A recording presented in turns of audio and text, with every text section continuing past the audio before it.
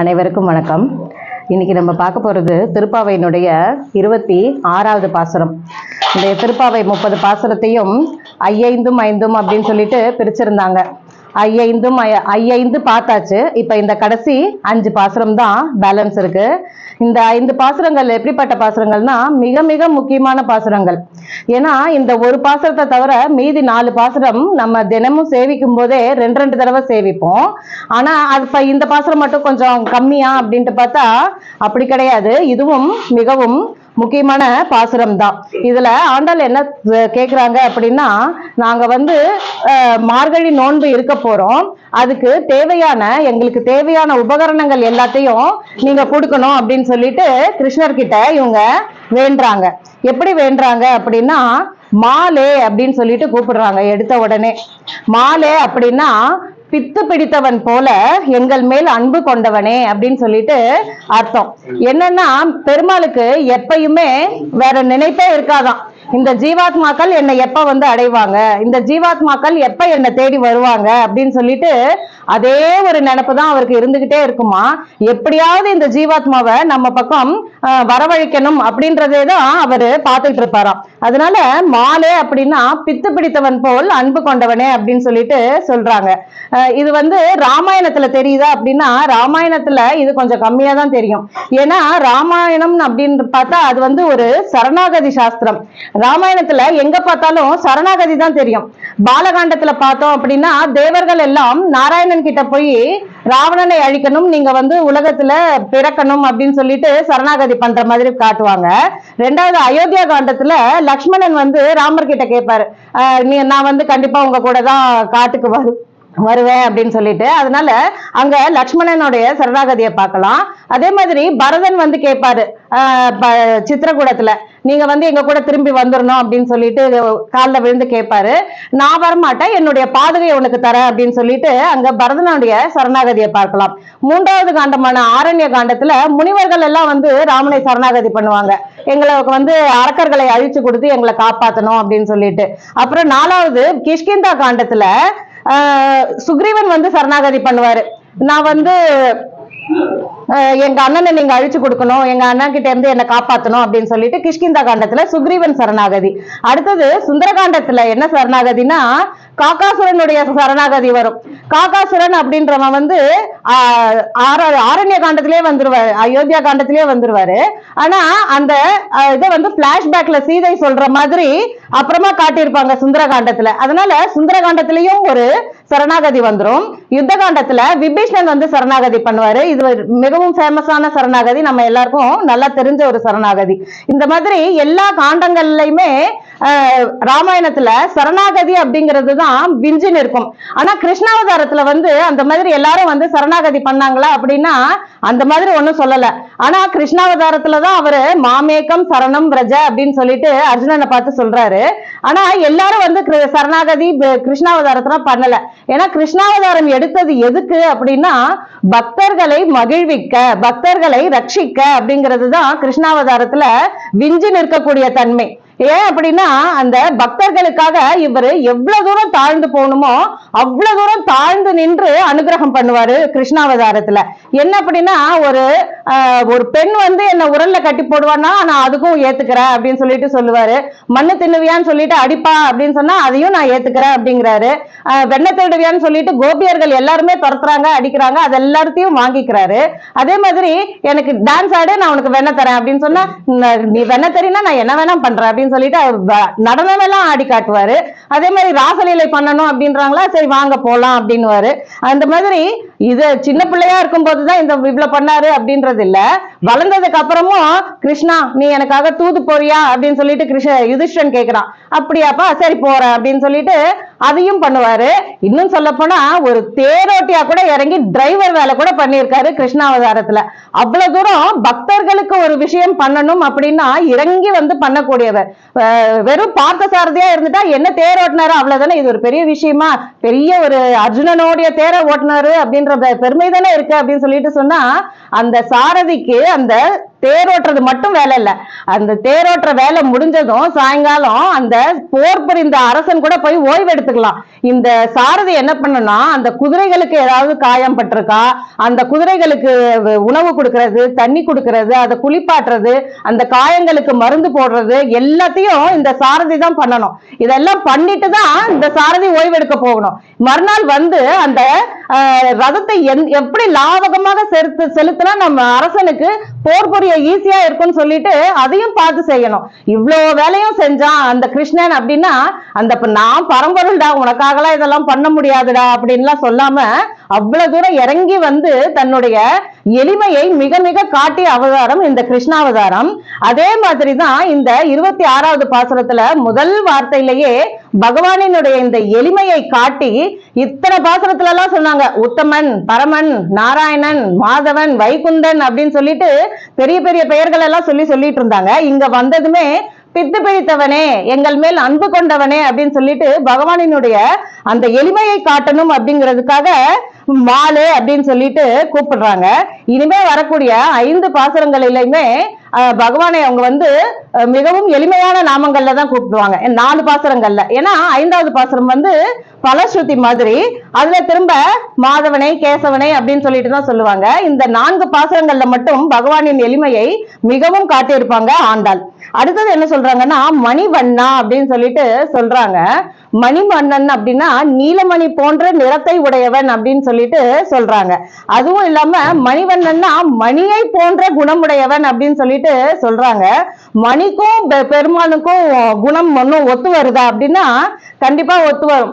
என்னன்னா நம்ம கிட்ட ஒரு ரத்னக்கல் இருக்குது அப்படின்னா நம்மளுக்கு மிகவும் பெருமையா இருக்கும். என்கிட்ட ஒரு எவ்வளவு பெரிய ரத்னம் இருக்கு தெரியுமா, உலகத்துல யார்கிட்டயுமே அந்த மாதிரி ஒரு ரத்னம் இருக்காது அப்படின்னு சொல்லிட்டு இந்த கோஹினூர் டைமண்ட் அதெல்லாம் சொல்லுவாங்க. அதை வந்து கொள்ளையடிச்சுக்கிட்டு போற அளவுக்கு அதுக்கு பெருமை இருக்குது. அப்படிங்கும்போது அது எங்க நாட்டுல இருந்தது, இவங்க இப்பதான் கொள்ளையடிச்சுட்டு போயிட்டாங்கன்னு சொல்லிட்டு நம்மளே சொல்லிப்போம். அந்த மாதிரி இந்த ரத்னம் அப்படிங்கிறது ஒரு பெருமை மிகுந்தது. அதே மாதிரி பகவானை நம்ம அடைந்தோம் அப்படின்னா நம்மளுக்கும் அந்த பெருமை இருக்கும். நான் வந்து பெருமாளினுடைய அடியவர் அப்படின்னு சொல்றதுலயே ஒரு பெருமிதம் இருக்கும். அதே மாதிரி அடுத்தது என்னன்னா அந்த வைரம் எவ்வளவுதான் பெரிய விலை மதிப்பு உள்ளதா இருந்தாலும் அந்த சொந்தக்காரன் அதை என்ன வேணா செய்யலாம். அந்த வைரத்தை அதை எடுத்து நான் பாக்கெட்ல போட்டுக்கிறேன்னு போட்டுக்கலாம், இல்ல பீரோல வைக்கிறேன்னு சொல்லிட்டு வைக்கலாம், நான் யாருக்காவது கொடுக்கணும்னு நினைக்கிறேன்னா கொடுக்கலாம். அந்த வைரம் வந்து எவ்வளவுதான் மகிமை வாய்ந்ததா இருந்தாலும் அந்த சொந்தக்காரன் அதை என்ன வேணா செய்யலாம். அதே மாதிரிதான் பகவானும் நம்ம மனதுக்குள்ளேயே வந்து அடங்கி இருக்கிறானா. அவ்வளவு பெரிய பரம்பொருள் உலகமெல்லாம் விரிந்தவன் அப்படின்னு சொல்லிட்டு சொன்னா கூட நம்ம மனசுக்குள்ளேயே அடங்கி இருந்து நம்மளை வழி நடத்துகிறான் அப்படின்னு சொல்லிட்டு சொல்லுவாங்க. இந்த மாதிரி விலை உயர்ந்த ரத்னங்கள் எங்க கிடைக்கும் அப்படின்னா ஒண்ணு கடல்ல கிடைக்கும், இல்லைன்னா மலையில கிடைக்கும். அதே மாதிரி பெருமாளும் ஒண்ணு பாற்கடல்ல இருப்பாரு, இல்லைன்னா திருமலை, அகோபிலம் அந்த மாதிரி மலைகள்ல இருப்பாரு. அதனால பெருமாளுக்கும் ரத்னத்துக்கும் ஒற்றுமை உண்டு. இந்த ரத்னம் வந்து நம்ம எவ்வளவுதான் பெரிய பணக்காரர்களா இருந்தாலும் நம்மளுக்கு என்னென்னதான் அறிவுகள் இருந்தாலும் ஒரு தரகர் மூலமா தான் அந்த ரத்னத்தை வாங்கணும். அப்பதான் அவரு அதுல ஏதாவது தோஷங்கள் இருக்கா, ஏதாவது கெட்டது அதுல ஏதாவது இருக்கான்னு பார்த்து சொல்லி அதை வாங்க வைப்பாரு. நம்மளும் அதே மாதிரி எனக்கு பெருமாள் தான் வேணும், நான் நேர பெருமாள் கிட்ட போறேன்னு சொல்லிட்டுலாம் போக முடியாது. ஒரு ஆச்சாரியன் மூலமா போனோம் அப்படின்னா தான் அந்த பெருமாளையும் நம்ம எளிதாக அடைய முடியும். அதே மாதிரி இந்த குற்றங்கள் இல்லாமல் அடைய முடியும். ஏன்னா அந்த குற்றங்களை எல்லாம் களையிறதுக்கு நீ இது பண்றது தப்புப்பா, இந்த மாதிரி செய்யக்கூடாது, பெருமாளை அடையும் போது அப்படிதான் செய்யணும்னு சொல்லிட்டு ஆச்சாரியர் வழி நடத்துவாரு. அதனால ஆச்சாரியன் மூலமாக நம்ம பகவானை அடையணும். இந்த ரத்னத்துக்கு ஒரு ஏற்றம் இருக்கு. என்னன்னா அதனுடைய பளபளப்பு, மினுமினுப்பு, ஒளி பொருந்திய ரத்னம் அப்படிங்கிறது சொல்லுவோம். அதே மாதிரி பெருமாளுக்கும் ஒரு ஒளி இருக்கான். என்ன அந்த ஒளினா தாயார் பெரிய பிராட்டி தான். அந்த ஒளியை எப்பொழுதுமே அவர் இழந்தவர் கிடையாது. மார்பகத்தில் எப்பொழுதுமே ஸ்ரீதேவி தாயாரை வைத்தவாறே தான் இருப்பாரு. அதனால ஒளி பொருந்திய பெருமாள் அப்படின்னு சொல்லிட்டு நம்ம பெருமாளையும் சேர்த்து சொல்லலாம். இந்த ரத்னம் இவ்வளவு பாதுகாப்பா வச்சிருக்கிற ரத்னம், விலை மதிப்பற்ற ரத்னம் அதெல்லாம் சொல்றோமே, அந்த ரத்னம் தொலைஞ்சு போச்சுன்னா சரி போனா போகுது பரவாயில்ல, எத்தனையோ இருக்குது அப்படின்னு சொல்லிட்டு எல்லாம் நம்ம நினைக்க மாட்டோம். ஐயையோ தொலைச்சிட்டனே, ஐயையோ தொலைச்சிட்டனேன்னு சொல்லிட்டு புலம்பி தீர்த்துருவோம். அதே மாதிரிதான் பெருமாளும். பெருமாளை நம்ம மறந்துட்டோம் அப்படின்னு சொன்னா ஐயோ இன்னைக்கு நான் பெருமாள் கோயிலுக்கே போலையே, இன்னைக்கு நான் சேவிக்கவே இல்லையே, இன்னைக்கு நான் தீர்த்த பிரசாதமே வாங்கவே இல்லையேன்னு சொல்லிட்டு ஒரு நாள் மிஸ் பண்ணோம் அப்படின்னா கூட நம்மளுடைய தவிப்பு அதிகமா இருக்கும். அதே இந்த ரத்னம் ஒண்ணு இருக்குது நம்ம கையில அப்படின்னா நம்மளுடைய தூக்கம் போயிடும். யாராவது எடுத்துட்டு போயிடுவாங்களோ, யாராவது ஏதாவது செஞ்சிருவாங்களோ, உடச்சிருவாங்களோ அப்படின்ற மாதிரி நம்ம தூக்கம் போயிடும். அதே மாதிரிதான் பெருமாளும். பெருமாளை நினைக்க நினைக்க நம்மளுடைய அறியாமை அப்படிங்கிற தூக்கம் நம்மளை விட்டு தூரமா போயிடும் அப்படின்னு சொல்லிட்டு சொல்றாங்க. இப்ப இந்த ரத்தனம் நம்ம கை தவறி கீழே விழுந்துடுச்சு, ஒரு சேத்துல பட்டுருச்சு அப்படின்னு சொன்னா ஐயா சேத்துல பட்டுருச்சு இனிமே நான் அதை தொடவே மாட்டேன் அப்படின்லாம் சொல்ல மாட்டோம். எடுத்து அதை கழுவி சுத்தம் பண்ணி அதை எப்படி எல்லாம் துடைக்கணும் செய்யணும்னு சொல்லி செஞ்சு எடுத்து வச்சுப்போம்.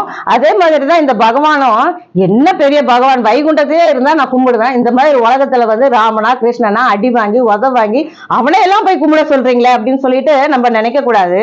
என்னதான் பகவான் உலகத்துல மனிதராக அவதரித்தாலும் அவருடைய மேன்மை அப்படிங்கிறது கொஞ்சம் கூட குறையாது. இந்த ரத்தன கல்லுக்கு எப்படின்னா மதிப்பு தெரிந்தவருக்கு தான் அதனுடைய அருமை புரியும். இப்போ ஒரு ரத்தம் ஒண்ணு வழியில கிடக்குது, அதை ஒரு சாதாரண வழிபோகிற ஒருத்தர் பாக்குறாருன்னா என்ன இது கல் ஒண்ணு கிடக்குது, சீ காலில் குத்த போகுதுன்னு சொல்லிட்டு தள்ளி விட்டு போயிடுவாங்க. கொஞ்சம் மதிப்பு தெரிஞ்சவங்களா இருந்தாங்கன்னா இது என்னது என்னமோ பளபளன்னு இருக்குது, ஒருவேளை ஏதாவது விளையாட்டு பொருளோ அப்படின்னு சொல்லிட்டு சரி பார்ப்போம் அப்படின்னு சொல்லிட்டு எடுத்து வைப்பாங்க. இது அதை வந்து வேற யார்கிட்டயாவது கொடுத்தாங்க அப்படின்னா இது என்ன கொஞ்சம் விலை மதிப்புள்ளதான் இருக்கும் போல இருக்கு, எதுக்கும் ஒரு நகை கடையில கொண்டு போய் செக் பண்ணி பார்ப்போம் அப்படின்னு சொல்லிட்டு அதை கொண்டு போய் நகை கடையில கொடுத்து செக் பண்ணாங்கன்னா இது கொஞ்சம் நல்ல வைரம் தான், சரி இருக்கட்டும் தான், ஒரு 10,000 ரூபாய் வச்சுக்கோங்க அப்படின்னு சொல்லிட்டு சொன்னார்னா அவர் வந்து கீழே கிடைச்ச ஒரு வைரத்துக்கு 10,000 ரூபாய் கிடைக்குது அப்படின்னா ஓ அவ்வளவா இது 10,000 ரூபாய் மதிப்புள்ள வைரமா அப்படின்னு சொல்லிட்டு 10,000 ரூபாய் வாங்கிட்டு போயிடுவார். ஆனா அந்த நகைக்கடைக்காரங்களுக்கு தெரியும் அது வந்து மிகவும் விலை உயர்ந்த ரத்னம் அப்படின்னு சொல்லிட்டு அதை வந்து பதிச்சு ஒரு ஆபரணம் ஒண்ணு செஞ்சு அதை கொண்டு போய் ராஜா கிட்ட கொடுத்தோம் அப்படின்னா ஆஹா இது ஆபரணம் எவ்வளவு நல்லா இருக்கு அப்படின்னு சொல்லிட்டு ராஜா 10 லட்சம் ரூபாய் கூட கொடுத்து வாங்கிப்பாரு, 1 கோடி ரூபாய் கூட கொடுத்து வாங்கிப்பாரு. அந்த 10 லட்சம் ரூபாய் கொடுத்து வாங்கின அந்த வைரத்தை அவர் போட்டு அழகு பார்த்துட்டாரு அப்படின்னு சொன்னா இந்த ரத்னத்தினுடைய அழகு அவ்வளவு மெய்மறந்து போக செய்யும். வேற யாராவது நான் 1 கோடி கொடுக்குறேன், 2 கோடி கொடுக்குறேன், 5 கோடி கொடுக்குறேன்னு சொன்னா கூட தேவையே இல்லை, எனக்கு வேண்டியது இந்த ரத்னம் என் உடம்புல இருந்து எனக்கு அழகு கூட்ட வேண்டும், இதை நான் அனுபவிக்க வேண்டும் அப்படின்னு சொல்லிட்டு தான் சொல்லுவாங்க. அதே மாதிரிதான் பெருமாளும். ஒரு நாத்திகர் ஒரு பெருமாளை பார்த்தாரு அப்படின்னா என்ன இது பெரிய இது ஒரு கல் தான், இதை போய் கும்பிட்டு இருக்கிறீங்க செஞ்சுக்கிட்டு இருக்கிறீங்க அப்படின்னு சொல்லிட்டு ஒதுங்கி போயிடுவாரு. அதே ஒரு வைஷ்ணவர் ஸ்ரீ வைஷ்ணவர் பார்த்தாரு அப்படின்னா பெருமாளை அவ்வளவு தூரம் அனுபவிச்சு பாடுவாரு, அனுபவிச்சு அடைக்கலம் போவாரு.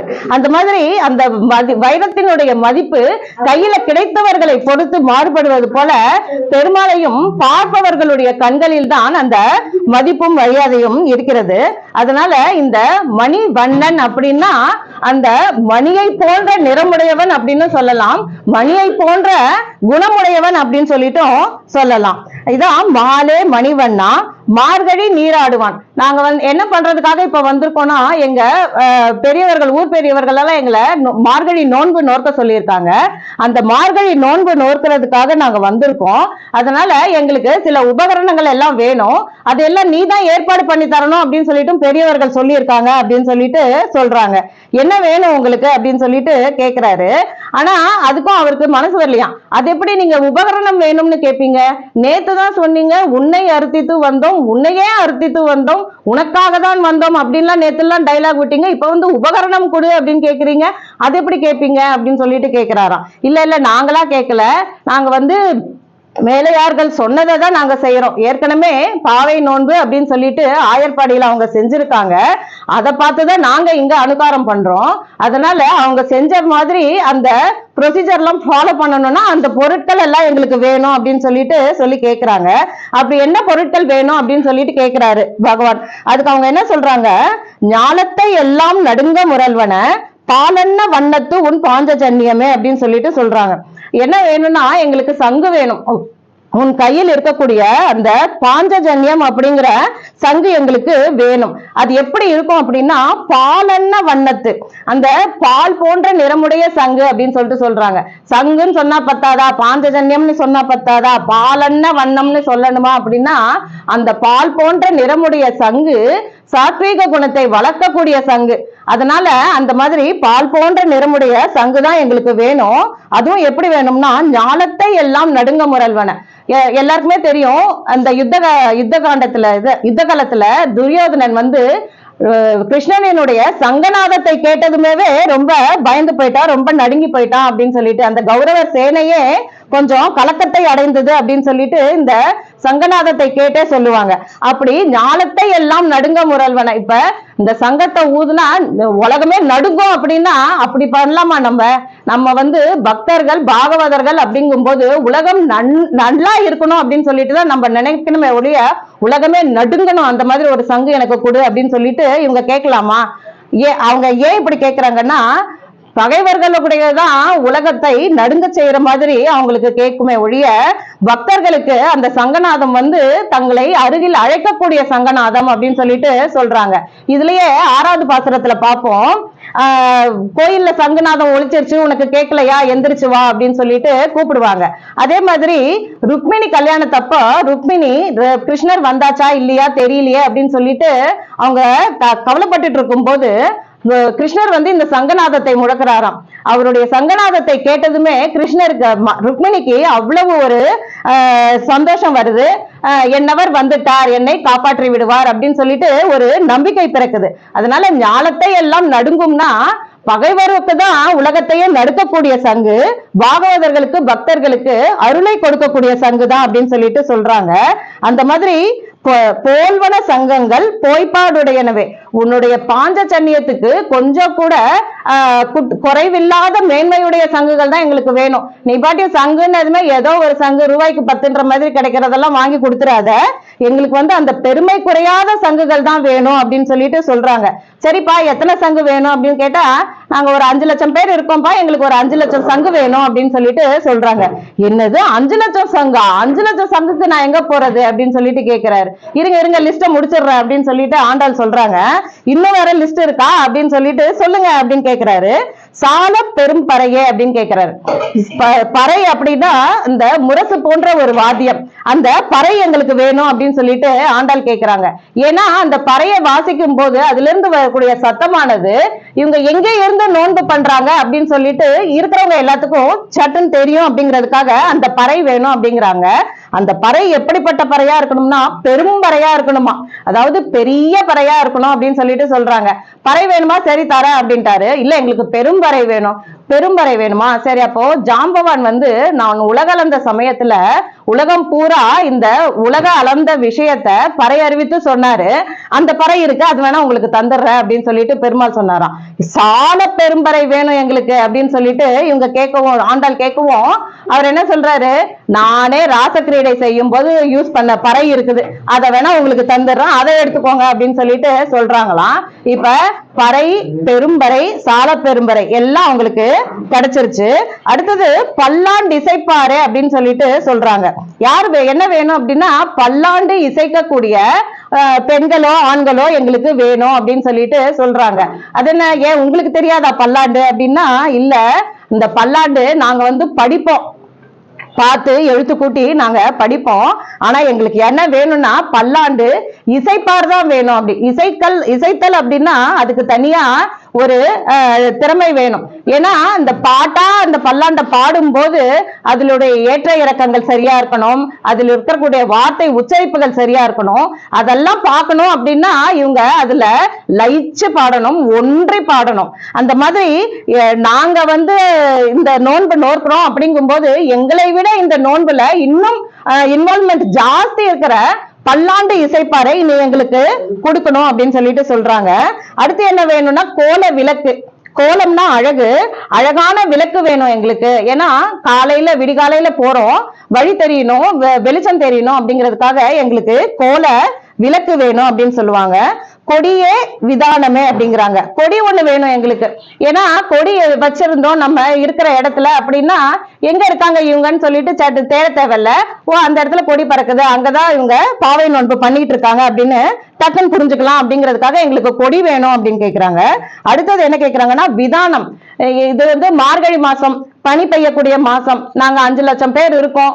இங்க வந்து நாங்க நோன்பு நோக்கிற வரைக்கும் இந்த பனியிலேயே இருந்தோம்னா வீட்டுக்கு போகும்போது நாங்க ஜன்னியோட தான் போகணும். அதனால எங்க தலைமையில இந்த பனி வந்து விழாம இருக்கிறதுக்காக மேல எங்களுக்கு ஒரு கூரை மாதிரி விதானம் ஒண்ணு வேணும் அப்படின்னு சொல்லிட்டு கேக்குறாங்க. இதெல்லாம் எப்படி கொடுக்கறது நானு? அதுவும் 1 2 எல்லாம் இல்ல 5 லட்சம் கொடுன்னு சொல்றீங்களே, நான் எப்படி கொடுக்கறது நானு அப்படின்னு சொல்லிட்டு கேக்குறாங்களாம். நீ ரொம்ப சீன்லாம் போடாத, நீ யாருங்கிறது எங்களுக்கு தெரியும். நீ வந்து ஆளின் இலையாய். நீ ஆளின் இலைனா திருப்பாணாழ்வார் தன்னுடைய அமலநாதிபிரான்ல சொல்லுவாரு, ஆலமா மரத்தின் இலை மேல் ஒரு பாலகனாய் ஞாலம் 7 உண்டான் அப்படின்னு சொல்லிட்டு, நீ வந்து 7 உலகத்தையும் உண்டு உன்னுடைய வயிற்றுல வச்சிருக்க. அதுல இருந்து ஒரு 5 லட்சம் சங்கு எடுத்து கொடுக்கறது கஷ்டமா, ஒரு பறை எடுத்து கொடுக்கறது கஷ்டமா, ஒரு கொடி விதானம் இதெல்லாம் கொடுக்கறது கஷ்டமா? நீ வந்து ரொம்ப அழுத்துக்க கூடாது, எங்க எல்லாத்துக்கும் நீ கண்டிப்பா இத அருள் புரியணும் அப்படின்னு சொல்லிட்டு கேக்குறாங்க. ஆளின் இலையாய் அருளேலோர் எம்பாவாய். நீ வந்து நாங்க கேட்கிறோம் அப்படின்னு சொல்லிட்டு தலையெழுத்தேன்னு சொல்லிட்டு எல்லாம் கொடுக்க கூடாது, நீயும் மனமு வந்து கொடுக்கணும் அப்படின்னு சொல்லிட்டு சொல்றாங்களாம். அதுக்கு கிருஷ்ணரும் அனுகிரகம் பண்றாரு. எப்படி பண்றாருன்னா, சங்கங்கள் எல்லாம் கொடுக்கிறாரு, 5 லட்சம் சங்கங்கள் கொடுக்கிறாரு. பறைதான் அப்பயே சொல்லியாச்சு, ஜாம்பவான் அடித்த பறை, ராசக்கிரீடை அப்ப செஞ்ச பறை அப்படின்னு சொல்லிட்டு. பல்லாண்டு இசைப்பார் அப்படின்னு சொல்லிட்டு சொல்றாங்க. பல்லாண்டு இசைத்தது யாரு? உங்க அப்பா தான். நீ அவரையே வச்சுக்கோமா, அவர் வந்து கண்டிப்பா இன்வால்மெண்டோட தான் இசைப்பாரு. நீ வந்து பல்லாண்டு இசைக்கிறதுக்கு அவரை வச்சுக்கோ. அதே மாதிரி நீங்க பாகவதர்கள், நீங்க இவ்வளவு பேர் இருக்கீங்களா, உங்களையும் வாழ்த்தக்கூடிய ஒரு பல்லாண்டு இசைப்பாரும் இருக்காரு. யாருன்னா நம்மாழ்வார். அவர் தான் பாகவதர்களை எல்லாரும் பொலிக பொலிக பொலிகன்னு சொல்லிட்டு ஆசீர்வதித்தாரு. அதனால நீங்க வந்து பல்லாண்டு பாடுறதுக்காக பெரியாழ்வாரையும் வச்சுக்கோங்க, நம்மாழ்வாரையும் வச்சுக்கோங்க அப்படின்னு சொல்லிட்டு சொல்லிட்டாராம். கோல விளக்கு வேணுமே, அதுக்கு என்ன பண்றது அப்படின்னா, என்னுடைய குல விளக்காகிய நப்பின்னையாகிய தாயாரையே உங்களுக்கு கோல விளக்கா தர்ற, அவளை விட ஒரு அழகான விளக்குங்கிறது எங்கேயுமே கிடைக்காது, எங்கேயுமே இருக்காது. அந்த நப்பின்னையே உங்களுக்கு கோல விளக்காக தருகிறேன் அப்படின்னு சொல்லிட்டு சொல்றாரு. கொடி வேணுமே அப்படின்னா, இருக்கவே இருக்கு என்னுடைய கருட கொடி, அதையே நீங்களும் வச்சுக்கோங்க அப்படின்னு சொல்லிட்டு அந்த கருட கொடியை தந்துட்டாராம். விதானம் அப்படின்னு சொன்னா மேல கூரை, எனக்கு கூரையா இருக்கிறது ஆதிசேஷன், அதை வேணா தரட்டுமா அப்படின்னு கேட்டாராம். நாங்கெல்லாம் நோன்பு நோக்கிறதா வேண்டாமா, இப்படியே பயந்து ஓடி போயிடுறதா, என்னப்பா சொல்ற நீ, ஆதிசேஷனை கொடுத்தீங்கன்னா நாங்க என்ன பண்றது அப்படின்னு சொல்லிட்டு சொல்லவும், சரி அப்ப வந்து என்னுடைய மேல் அங்கவஸ்திரத்தை தர்ற, அதையே நீங்க விதானமா யூஸ் பண்ணிக்கோங்க அப்படின்னு சொல்லிட்டு இது எல்லாத்தையுமே கொடுத்து அனுகிரகம் பண்ணி ஆண்டாளை அனுப்பி வைத்தார் அப்படின்னு சொல்லிட்டு சொல்றாங்க. அதே மாதிரி நம்மளும் இந்த பகவானை அடிபணிந்து இவ்வளவு அனுகிரகத்தையும் அடையணும் அப்படின்னு கேட்டுக்கிறேன். ஆண்டாள் திருவடிகளே சரணம்.